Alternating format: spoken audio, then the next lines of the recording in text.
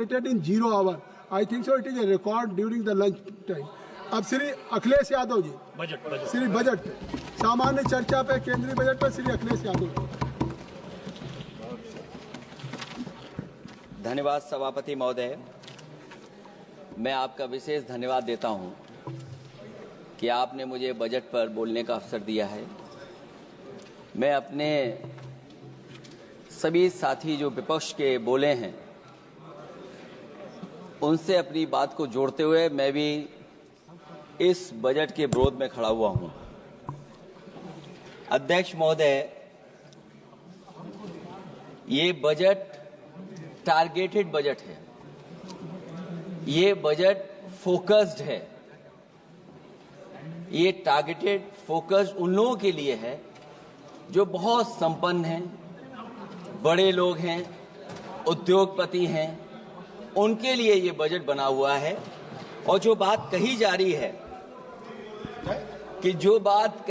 है कि भारत को विकसित राष्ट्र बनाने के लिए मुझे इसमें कोई रोड मैप नहीं दिखाई देता है। और रोड मैप इसलिए नहीं दिखाई देता अध्यक्ष महोदय कि जैसे ही बजट आया, सभापति महोदय, जैसे ही बजट आया हम लोगों ने वो तस्वीरें देखी हैं। वो जो तस्वीरों में दिख रहा है, इधर हाथों में हथकड़ी और पैरों में बेड़ियां, क्या सभापति महोदय 10 बजट इस देश के लिए इसलिए बनाए गए थे कि जब 11वां बजट आएगा तो पूरा देश और पूरी दुनिया ये देखेगी कि भारत के लोग हथकड़ी लगा करके और बेड़ियों को लगा करके भारत लौटाए गए। सभापति महोदय, मैं आपके माध्यम से ये बात कहना चाहता हूं कि अमेरिका जा रहे हैं तो पिछली बार हीरा लेकर के गए थे, इस बार सोने की जंजीर ले जाइएगा। जंजीर देखकर शायद उन्हें कोई और जंजीर याद आ जाए। और सभापति महोदय, हो सके तो कुछ बच्चे और महिलाओं को अपने साथ तो नहीं, किसी और जहाज में साथ लेते आएगा। वो जहाज भी तो भारत का ही होगा। इतना हक तो उनका बनता ही है कि कम से कम दूसरों की ठगी से शिकार कुछ लोग तो बाइज्जत देश लौट सकें। वैसे सवाल ये भी है कि आपके रहते ऐसी ठगी कैसे फल फूल रही है। और सभापति महोदय, इस ठगी से सबसे ज्यादा अगर प्रभावित कहीं के लोग हैं तो वो गुजरात के प्रभावित लोग हैं। क्या यही सभापति हमारे विकसित भारत की तस्वीर है? यादव जी, आप सीनियर मेंबर हैं। सभापति पार्लियामेंट्री वर्ड जो आप बोलते हैं थोड़ा सा सोच समझ के बोलिएगा। ये ठगी वर्ड जो है थोड़ा सा इसको हटा दीजिएगा। सभापति महोदय, एक दूसरी तस्वीर में हम लोगों ने देखी, महाकुंभ जो 144 साल बाद एक झूठा प्रचार किया गया। 144 साल। सभापति महोदय, बोलने दीजिए। सभापति महोदय, कुछ पॉइंट रेज करा है।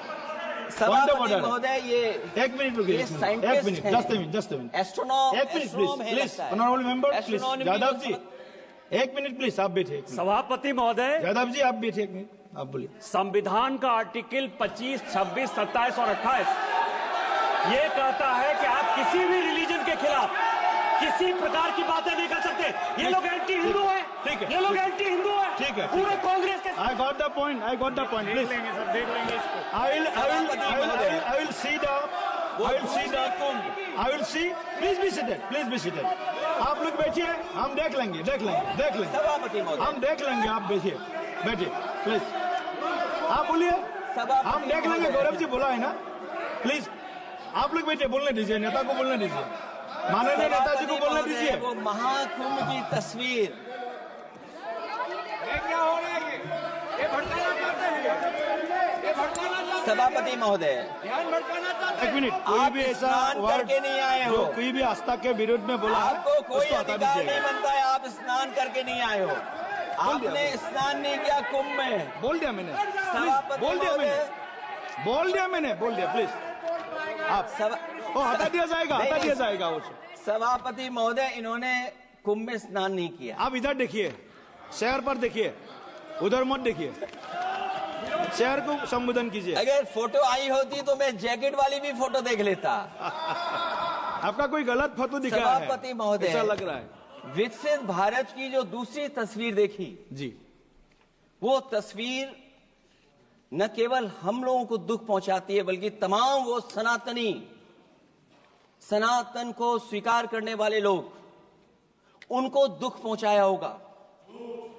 सभापति महोदय, अगर लोग तकलीफ में रहे, परेशानी में रहे, और ये पहली बार हुआ होगा ऐसा कि लोग 300 किलोमीटर के जाम में फंस गए, न केवल एक मुख्यमंत्री सभापति महोदय, उन्हें 2-2 मुख्यमंत्रियों को लगाना पड़ा कि कैसे जाम रुक जाए। सभापति, इसके साथ साथ इन्हीं के संगठन के लोगों को जब लगा कि वो व्यवस्था नहीं बना सकते, तो इतने दिनों बाद इनके संगठन के लोगों की अपील है कि भारतीय जनता पार्टी के कार्यकर्ता बाहर आए और लोगों को सुविधा दें, परेशानी दें। ये बात तब सभापति आई है जब लोग दुख, तकलीफ, परेशानी की वजह से इनके खिलाफ चिल्लाने लगे, इनके खिलाफ बोलने लगे। सभापति महोदय, मैं ये पूछना चाहता हूं,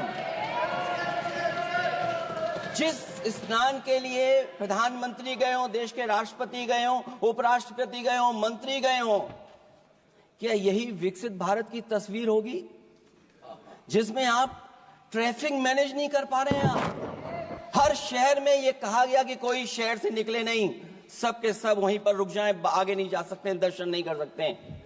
अगर ये सच्चाई नहीं है सभापति महोदय, सब बॉर्डर सील हुए हैं, जितना भारत के लोग सब बॉर्डर सील हुए हैं, और फिर चांद पर पहुंचने का क्या फायदा जब जमीन की समस्याएं न दिखती हों आपको? जमीन की समस्याएं न दिखती हों।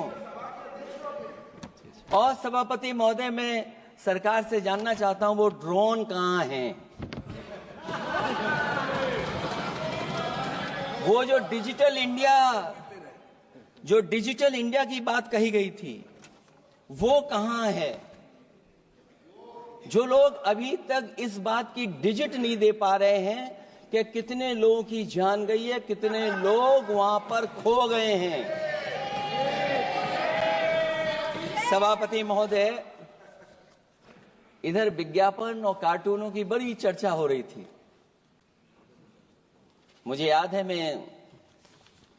कि एक दिन मैंने अखबार देखा, अंग्रेजी अखबार, और मैं समझता हूं ये माननीय सदस्य जितने लोग रहे होंगे उन्होंने वो अखबार जरूर देखा होगा, न्यूज़पेपर, और उसके फ्रंट पेज पर एक विज्ञापन था, और उस विज्ञापन की जो तस्वीर थी उसमें एक जानवर, मुझे पहचान में नहीं आ रहा, वो शायद गधा रहा होगा, वो जेल के अंदर है।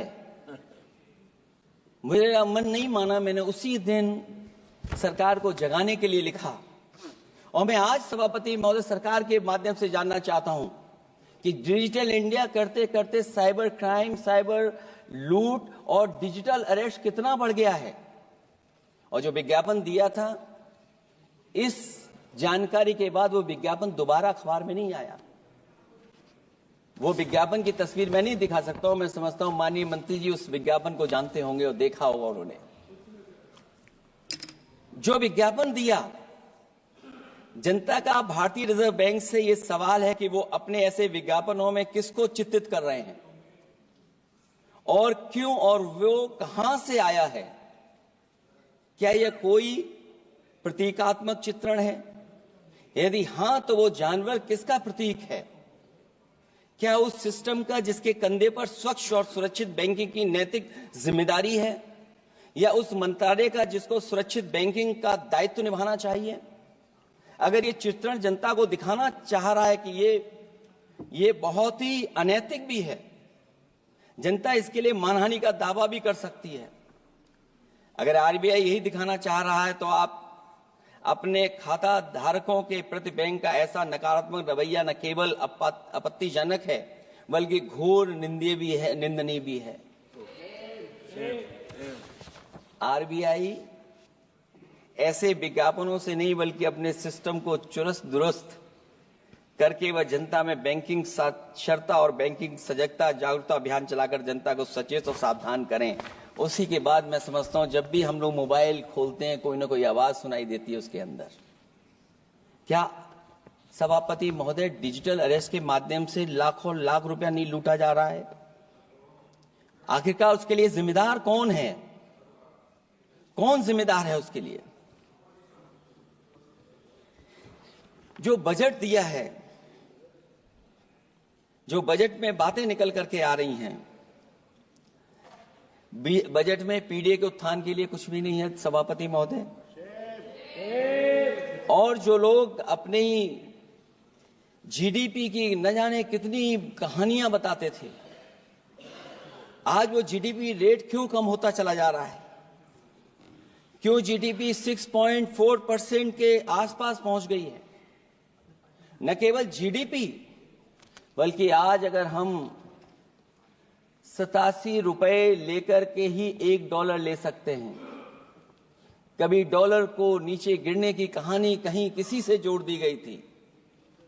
आज सोचिए कितने रुपए हम इकट्ठे करते हैं तब जाकर के हमें $1 मिलता है। क्या सरकार के पास इसका कोई जवाब है?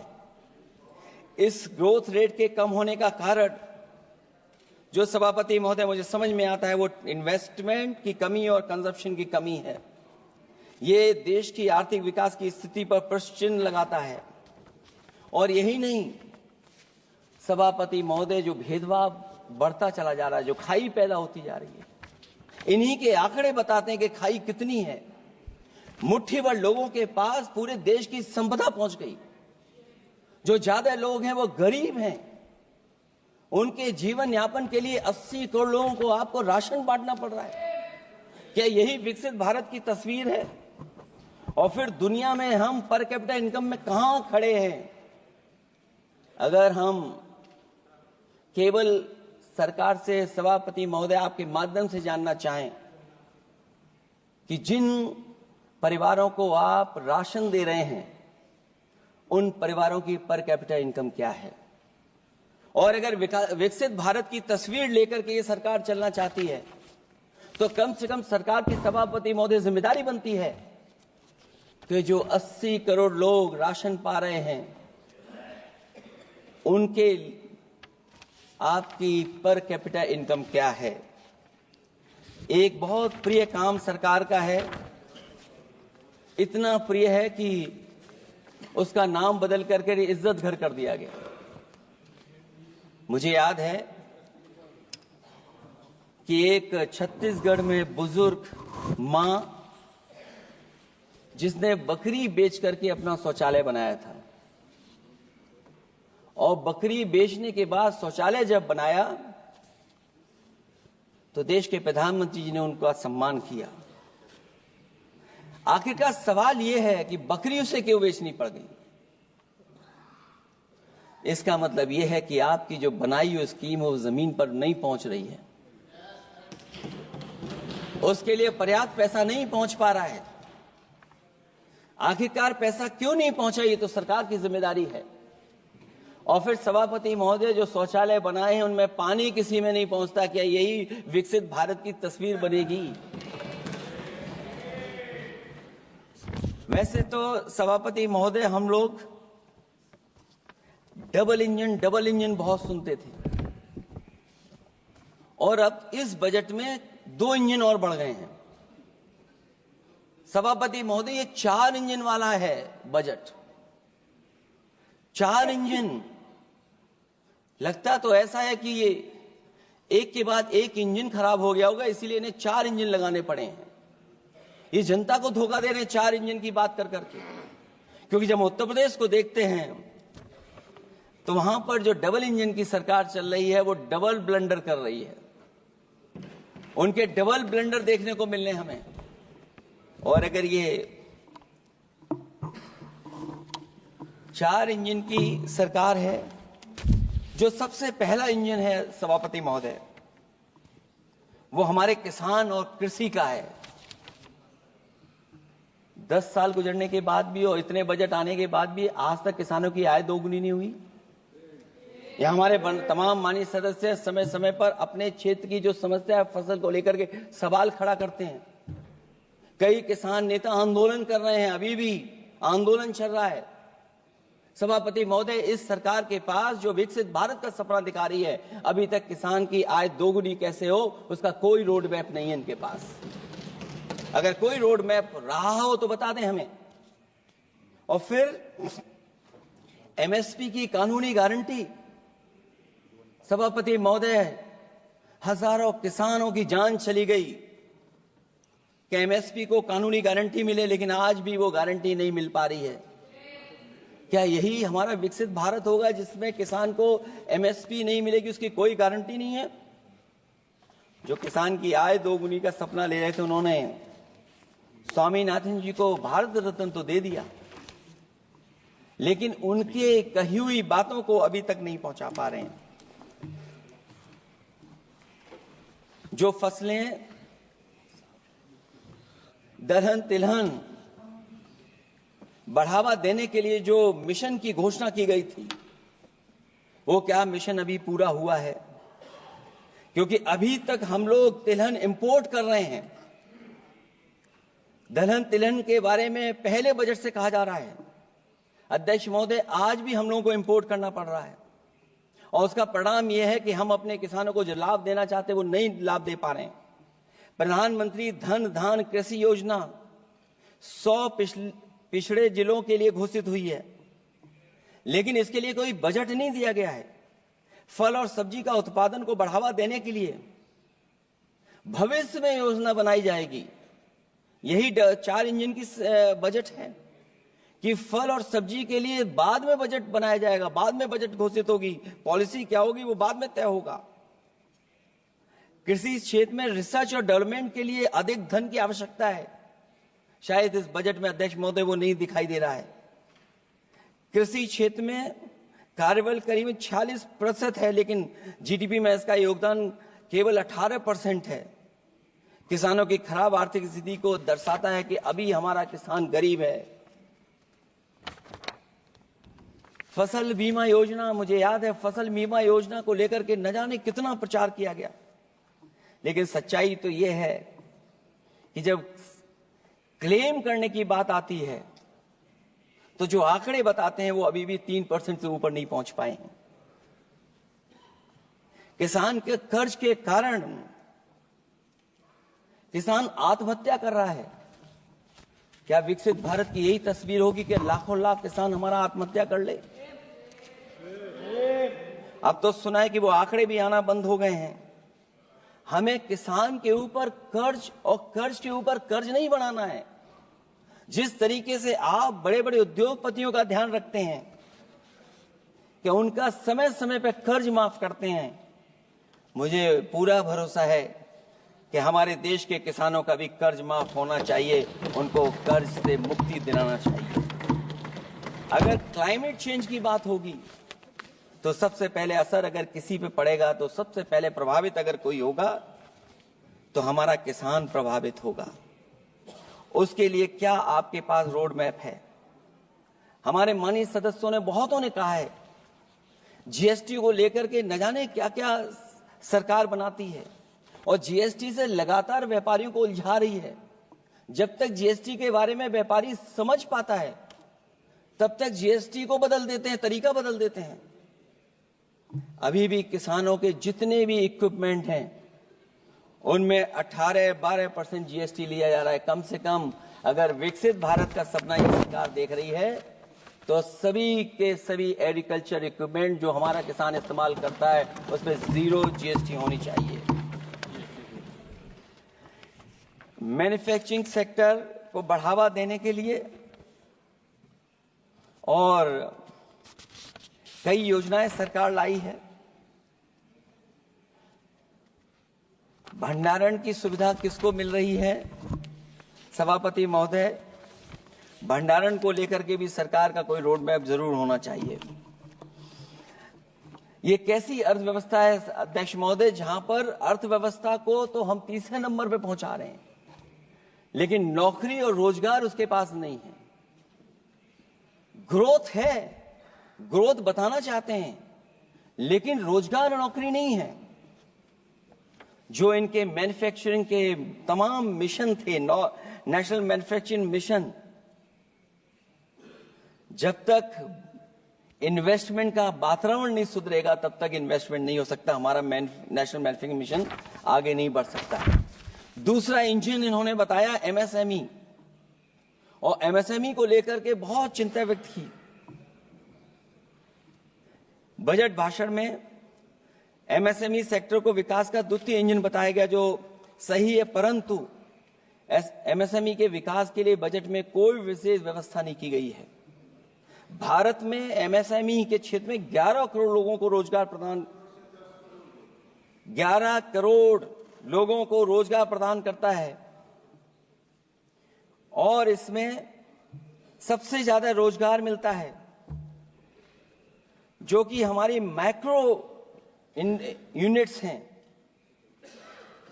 उनके लिए कोई योजना नहीं है। उनको विशेष मदद के लिए कोई प्रावधान न पहले किया गया न इस बजट में किया गया है।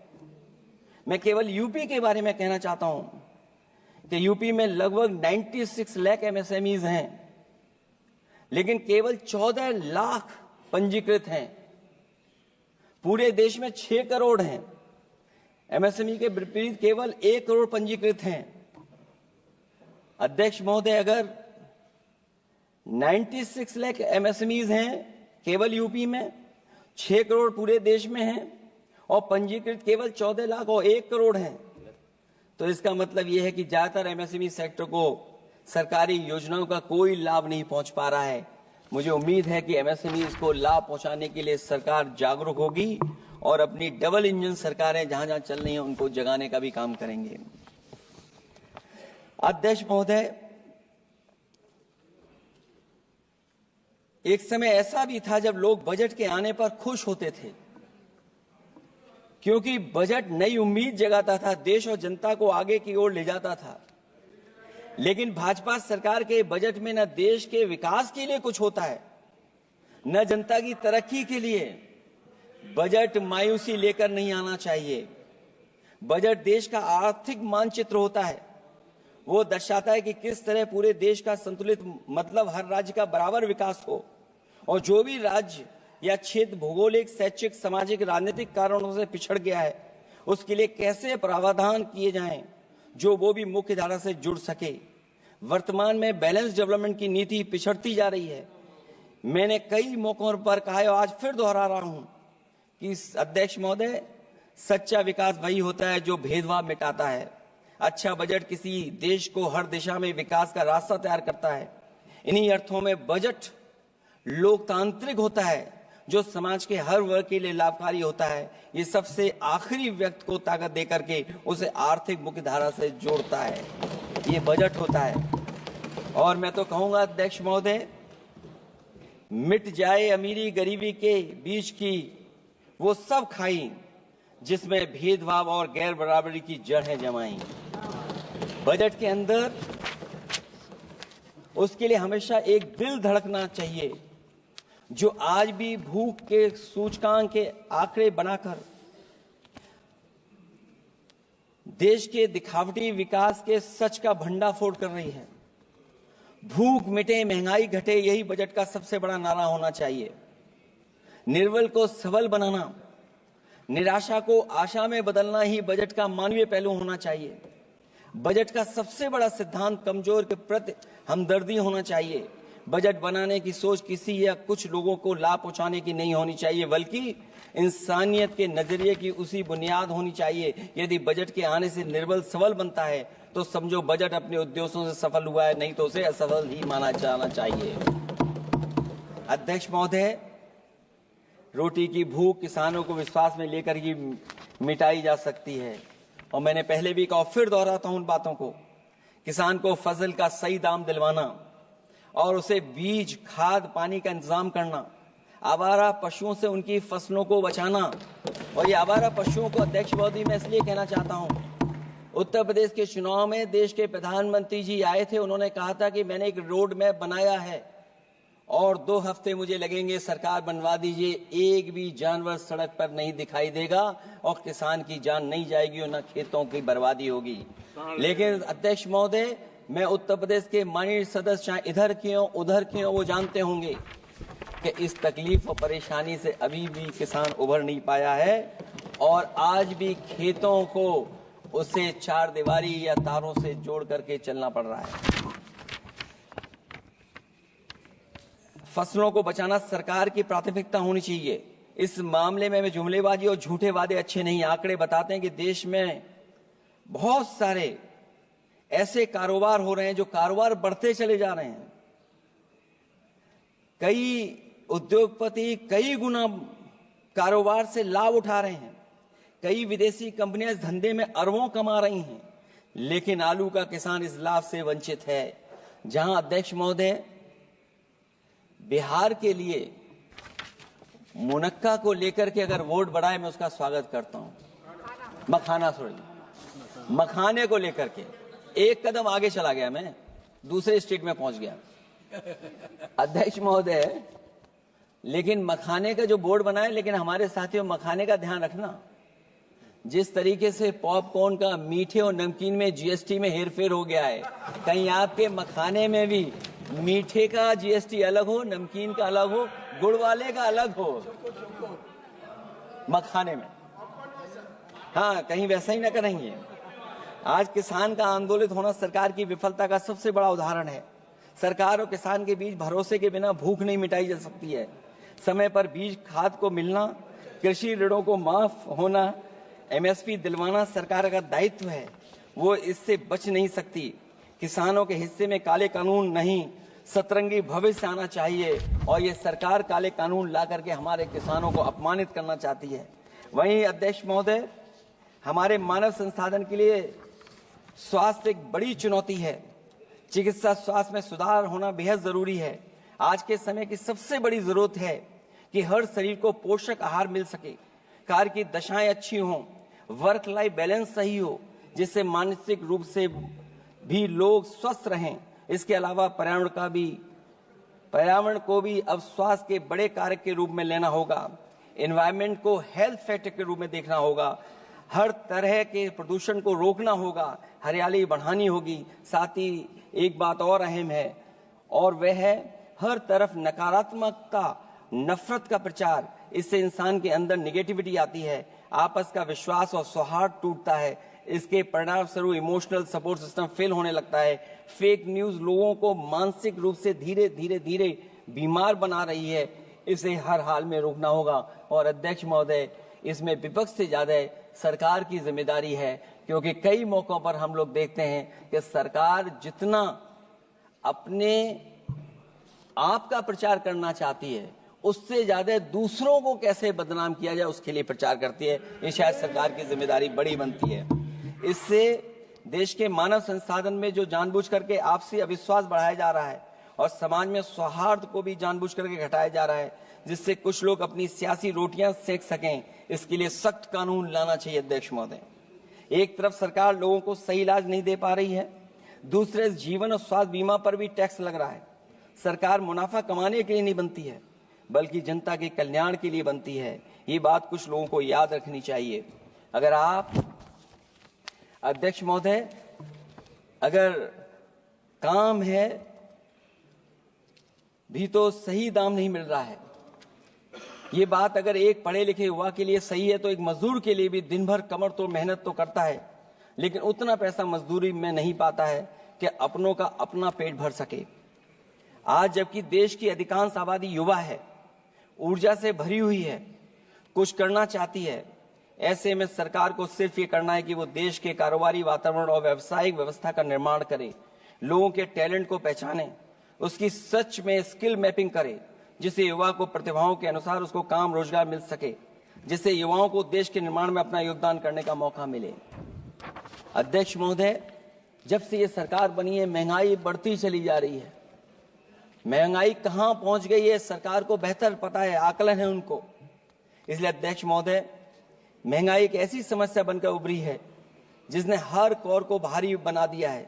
जिस तरह सत्ता में बैठे हुए लोग राजनीतिक चंदे के नाम पर कंपनियों से उगाही कर रहे हैं, दरअसल वो भी दामों के बढ़ने का एक बहुत बड़ा कारण है। सरकार ने मुनाफाखोरी की लगाम खोल दी है और मुनाफाखोरों को छुट्टा बैल हो गए हैं। आजाद भारत के इतिहास में भी नोटबंदी और जीएसटी दो सबसे बड़े आर्थिक सुधार हैं। सुधार नहीं बल्कि सबसे बड़े आर्थिक विकार बनकर के उभरे हैं। और अध्यक्ष महोदय, मैं याद दिलाना चाहता हूं, नोटबंदी के समय पर बैंक की लाइन में एक मां लगी थी गर्भवती। जो बच्चा जन्म लिया उसका नाम हम लोगों ने खजांची रखा है। अब वो काफी बड़ा हो गया है, साइकिल भी चला लेता है। अध्यक्ष महोदय, मैं कहूंगा सरकार से कम उसको ही गोद ले लें आप। अध्यक्ष महोदय, मैं चाहूंगा कि आप उसको गोद ले लीजिए। नाम जब आप गोद ले लेंगे तो नाम भी आप अपने हिसाब से रख पाएंगे। किसी भी आर्थिक सुधार का लक्ष्य होता है कि आर्थिक गतिविधियां सुचारू रूप से चल सकें और आसान होंगे, जिससे अर्थव्यवस्था दिन दूनी रात चौगुनी तरक्की करे। लेकिन इन सुधारों के आने के बाद से अर्थव्यवस्था की गति कछुआ की चाल जैसी हो गई है, जिसकी प्रमाण है कंपनियों की ग्रोथ का काम होना, उनकी बिक्री का घट जाना, यहां तक कि फास्ट मूविंग कंज्यूमर गुड्स भी 2% से ज्यादा आगे नहीं बढ़ पा रहा है। इसका सीधा मतलब यह है कि लोगों के पास पैसों की किल्लत हो गई है और वो रोजमर्रा की जरूरत तक खर्च नहीं करना चाहते हैं। ऐसे में उनकी बचत कहां से होगी, और जब बचत नहीं होगी तो लोग क्या तो खाएंगे और क्या बाजार में लगाएंगे। लोगों में भविष्य को लेकर कितनी अनिश्चितता और चिंता है कि वो अपने जमा पैसे अपने पास ही रखना चाहते हैं। इसलिए व्यापार में बढ़ोतरी नहीं हो पा रही है, बैंकों में भारी किल्लत है, पूंजी का निर्माण नहीं हो पा रहा है और लोग निवेश के लिए आगे नहीं आ रहे हैं। और इसलिए मैं अध्यक्ष महोदय कहना चाहता हूं कि उत्तर प्रदेश सरकार ने एक बहुत बड़ा आयोजन किया था, इन्वेस्टमेंट मीट। 40 लाख करोड़ का एमओयू हुआ। मैं अध्यक्ष महोदय आपके माध्यम से जानना चाहता हूं सरकार से, अध्यक्ष महोदय मैं आपके माध्यम से सरकार से जानना चाहता हूं कि जो अपने आप को डबल इंजन की सरकार कह रहे हैं, वो उत्तर प्रदेश के इन्वेस्टमेंट के लिए क्या सहयोग कर रहे हैं। ये दुर्भाग्यपूर्ण है कि आत्मनिर्भरता की बात करते हुए भी हमारा शेयर बाजार विदेशी निवेशकों पर निर्भर करने लगा है। जब वो पैसे लगा देते हैं तो शेयर बाजार में उछाल आ जाता है, नहीं तो उसे धड़ाम होते देर नहीं लगती है और एक एक दिन में हमारे निवेशकों का लाखों करोड़ों का नुकसान हो जाता है। इसका एक बड़ा शिकार हमारी युवा पीढ़ी भी हो रही है, जो देखा देखी में पैसे तो लगा देती है लेकिन शेयर की खरीद फरोख्त से पैसा कमाने वाले बिचौलियों की गहरी चाल को समझ नहीं पाती है। ये खेल बंद होना चाहिए और जिम्मेदारी सरकार की बनती है कि खेल ये बंद हो। सेबी को अपना काम निष्पक्ष करना चाहिए और अर्थव्यवस्था की निगरानी व्यवस्था सच्ची नीयत के साथ सजग और सचेत होनी चाहिए। सिक्योरिटी मार्केट से बाहर होनी चाहिए। अध्यक्ष महोदय, आज जिस तरह विदेशी निवेशक धीरे धीरे भारतीय बाजार से अपना पैसा बाहर निकाल रहे हैं, वो दर्शाता है कि हमारी अर्थव्यवस्था से अब उनका भरोसा उठ गया है। उन्हें दूसरे देशों से अधिक लाभ कमाने की उम्मीद है, इसलिए वो अपना पैसा यहां से निकालकर दूसरे देशों में लगा रहे हैं और हमारा शेयर मार्केट उनकी वजह से हिचकोले खा रहा है। अध्यक्ष महोदय, मैं अपने बात को ज्यादा बड़ा लिख दिया। क्योंकि अध्यक्ष महोदय बजट 4 इंजन का था, इसलिए बड़ा लिख करके लाए। कोई बात छूटे ना, क्योंकि सरकार तक वो बात पहुंच जाए।